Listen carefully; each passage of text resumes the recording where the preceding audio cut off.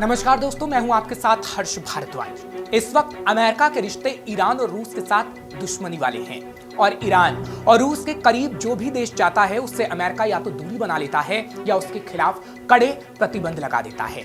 लेकिन भारत के साथ अमेरिका ऐसा नहीं कर पा रहा है क्योंकि भारत ने हाल ही के दिनों में अपनी कूटनीति से अमेरिका और रूस जैसी ग्लोबल पावर को साधने के साथ ही ईरान को भी साधा है। यानी अमेरिका के दुश्मनों के साथ भी भारत के बेहतर संबंध रहे हैं। और इस बात का सबूत यह है कि ईरान से चाबहार पोर्ट समझौते के बाद अमेरिका की तरफ से उठी आवाज के बाद भारत ने अमेरिका को अपने तरीके से समझाया और अमेरिका से रिश्तों को नहीं बिगड़ने दिया, जो ये बताता है कि अमेरिका को भारत ने ऐसे साधा कि आज अमेरिका और अमेरिका के दुश्मनों देशों से भी हमारे संबंध बेहतर बने हुए हैं। लेकिन आखिर ये हुआ कैसे, हमें ये समझने की जरूरत है। दरअसल भारत के लिए व्यापारिक लिहाज से समुद्री मार्ग बेहद जरूरी है।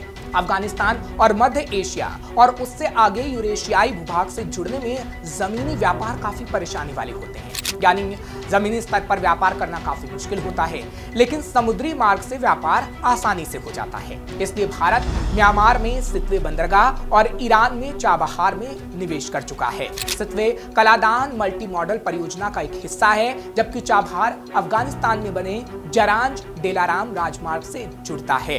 यानी अब पाकिस्तान से भारत को जाने की जरूरत नहीं पड़ेगी, चाबहार पोर्ट से सीधा अफगानिस्तान पहुंचाया जाएगा और व्यापार आसानी से हो जाएगा, जिसके लिए ईरान से भारत ने डील की क्योंकि भारत के संबंध ईरान के साथ बेहतर थे और भारत को इस डील में कोई परेशानी नहीं हुई। हालांकि चाबहार समझौते पर हस्ताक्षर होने के कुछ ही घंटों के अंदर अमेरिका ने भारत को कड़े प्रतिबंधों को लगाने की चेतावनी दी थी, लेकिन भारत ने अमेरिका को समझाया और फिर भारत कामयाब हो पाया। यानी ईरान से चाबहार डील के बाद अमेरिका से भी संबंध बिगड़ते बिगड़ते बच गए और अमेरिका से संबंध हमारे बेहतर बने रहे। ईरान के बाद अब बात करते हैं रूस की, क्योंकि रूस भारत का पारंपरिक दोस्त रहा है। भारत 2018 से 2023 के बीच दुनिया का सबसे बड़ा हथियार आयातक देश है। हम अपने आधे से भी ज्यादा सैन्य उपकरण के लिए रूस पर निर्भर हैं। हालांकि भारत के लिए हथियारों के आयात में रूस की हिस्सेदारी में कमी आई है। 2013 से 17 के दौरान रूस की हिस्सेदारी 64% थी, जो 2018 से 2022 के बीच घटकर 45% तक आ गई। रक्षा, हथियारों और सैन्य उपकरणों को लेकर रूस पर इस कदर की निर्भरता को कम करना इसलिए भी जरूरी है कि यूक्रेन के साथ युद्ध के बाद रूस से भारत को टैंक और अपनी जंगी जहाजों के बेड़ों को मेंटेन करने के लिए जरूरी कलपुर्जे मिलने में देरी हो रही है। यानी रक्षा उपकरण भारत को नहीं मिल पा रहे हैं क्योंकि रूस यूक्रेन का युद्ध चल रहा है और उसमें देरी हो रही है और रूस देरी से भारत को वो कलपुर्जे दे रहा है।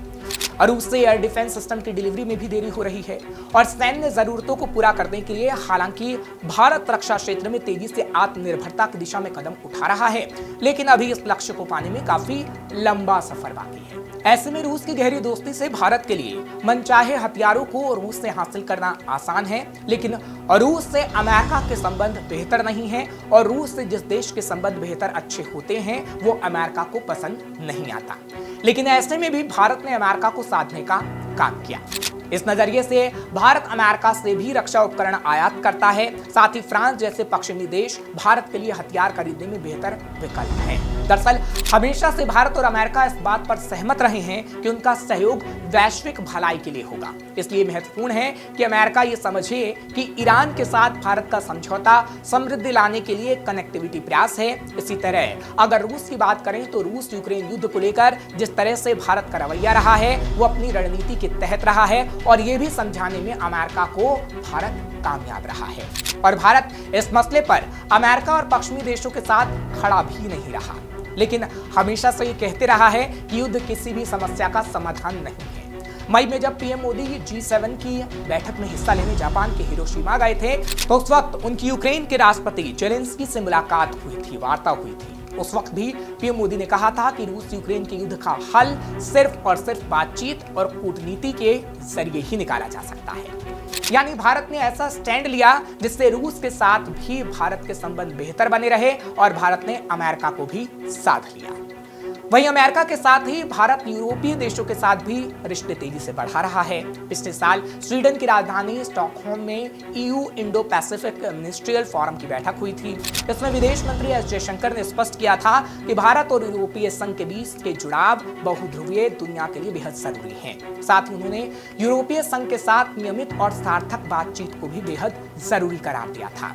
वहीं भारत अमेरिका, फ्रांस के साथ ही यूरोप की सबसे बड़ी अर्थव्यवस्था जर्मनी के साथ भी संबंधों को मजबूत कर रहा है। पिछले साल फरवरी में जर्मनी के चांसलर ओलाफ शोल्ज ने भारत का दौरा किया था, जिसमें दोनों देशों के बीच सामरिक गठजोड़ को मजबूत करते हुए रक्षा और व्यापार सहयोग को बढ़ाने पर सहमति बनी थी। भारत अब यह भी चाहता है कि इंडो पैसिफिक रीजन में चीन के रुख को लेकर यूरोपीय देश भी सीधे दखल दें, और ऐसा तभी संभव है जब भारत रूस की तरह ही यूरोप के बाकी देशों के साथ भी अपने संबंधों को दोस्ती के स्तर पर ले जाए और अरब देशों से भी भारत की दोस्ती अच्छी हो जाए। और इसलिए इंडो पैसिफिक रीजन में संतुलन बनाने के लिहाज से भारत ऑस्ट्रेलिया, अमेरिका और जापान के क्वाड समूह के साथ चलने वाला है। इसमें यूरोप के देशों की भी भूमिका उतनी महत्वपूर्ण है जितनी भारत की है। वहीं यूक्रेन युद्ध के बाद रूस चीन की बढ़ती दोस्ती और बाकी पश्चिमी देशों के साथ रूस के बिगड़ते रिश्तों से यह और भी जरूरी हो गया है कि हिंद प्रशांत क्षेत्रों में अपने हितों पर आंच नहीं आने देने के लिए भारत को पश्चिमी देशों के साथ संबंधों को नया आयाम देना होगा, और पिछले कुछ वक्त से ऐसा दिख भी रहा है। तभी भारत अमेरिका के साथ संतुलित रिश्ते बनाए हुए है। साथ ही भारत अरब देशों के साथ भी अपने संबंधों को लगातार बेहतर कर रहा है। उसके पीछे एक बड़ी वजह रूस और चीन के बीच बढ़ती जुगलबंदी है। ये सही है कि पिछले 8 महीने से भारत को सबसे ज्यादा कच्चा तेल रूस से हासिल हो रहा है, जो पहले ओपेक के देशों से मिलता था। इतना ही नहीं, मई के महीने में रूस से सस्ते कच्चे तेल का आयात रिकॉर्ड ऊंचाई पर पहुंच गया, और रूस से कच्चे तेल के आयात का आंकड़ा सऊदी अरब, इराक, संयुक्त अरब अमीरात और अमेरिका से सामूहिक रूप से खरीदे गए तेल के आंकड़ों से भी ज्यादा रहा। भारत के कच्चे तेल के आयात में रूस की हिस्सेदारी 42% हो गई, वहीं ओपेक की हिस्सेदारी घटकर 39% हो गई। अरब देशों के बीच 2 साल से माहौल बदल रहा है। एक तरह से कहें तो पुरानी दुश्मनी को भूलकर अरब देश साथ आ रहे हैं। सऊदी अरब और ईरान की नजदीकियां और सीरिया का फिर से अरब लीग में शामिल किया जाना इसी बात का संकेत देता है। ऐसे में पश्चिमी एशियाई देशों में हो रहे उथल पुथल में भारत अपनी कूटनीतिक हितों को नजरअंदाज नहीं कर सकता। एक वक्त था कि भारत नहीं चाहता था कि इन देशों में अमेरिका की दखल अंदाजी बढ़े, लेकिन अब अरब देशों के साथ समीकरणों को साधने में भारत को अमेरिका के साथ साझेदारी से कोई गुरेज ही नहीं, जिसमें भारत और अमेरिका के साथ UAE भी शामिल है। इसके जरिए भारत ने यह भी जता दिया है कि अब वो सबके साथ दोस्ती रखेगा, और इसलिए भारत ने अमेरिका और ईरान और रूस सभी से संबंध बेहतर बनाए हुए हैं, जिससे किसी भी देश को कोई परेशानी अब नहीं होती, क्योंकि भारत की रणनीति काफी सोच समझकर बनाई गई है और भारत एक तीर से कई निशाने साध रहा है। फिलहाल ऐसी और खबरों के लिए आप देखते रहिए श्रेष्ठ भारत। श्रेष्ठ भारत पर खबरों से जुड़े रहने के लिए चैनल को सब्सक्राइब और लाइक करें, बेल आइकन दबाएं और देखते रहें श्रेष्ठ भारत।